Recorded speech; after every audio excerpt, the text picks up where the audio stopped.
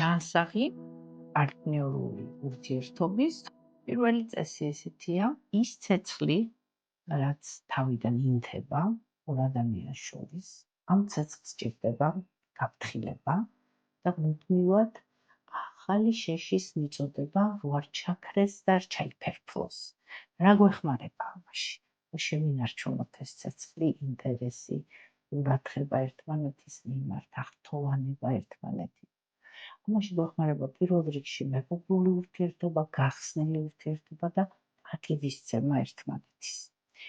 რომ გავითვალისწინოთ რა ახარებს იმ ადამიანს და გავაკეთოთ ის და გავახაროთ. ეს იქნება საჩუქარი, თუ ერთად გატარებული დრო, თუ სადაც შეხება, თუ მოსმენა. ადამიანს თავის სიყვარულის ენა აქვს, ამას თქვენ თვითონ შეგიძლიათ გაეცნოთ, სიყვარულის ხუთიანა არსებობს და ეს გაითვალისწინოთ. და პირველ რიგში არის გასათვალისწინებელი ის, რომ ჩვენ გვახსოვს სხვა ადამიანი, მისი სურვილები, მისი მოთხოვნები, მისი ინტერესები.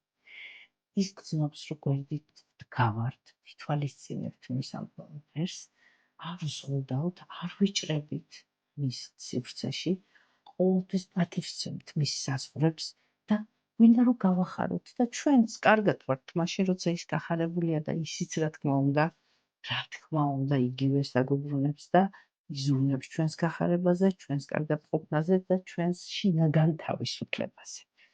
ეს უნდა გვახსოვდეს, რომ ეს ცეცხლი არ ჩაქრეს და ჩვენს ხშირად ვისმენთ ფსიქოლოგები ამ ფრაზებს, რომ ის დაიკარგა, რაც იყო ჩვენ შორის, ის რაც დაინთო ეს ცეცხლი ჩაქრა, ნაკვერჩხალიც კი აღარ არის, ყველაფერი ნაცრად იქცა, აღარ არის არაფერი ჩვენ შორის. ამიტომ თავიდანვე ეს მიზნად უნდა გქონდეს დასახული, რომ ეს ცეცხლი შევინარჩუნოთ.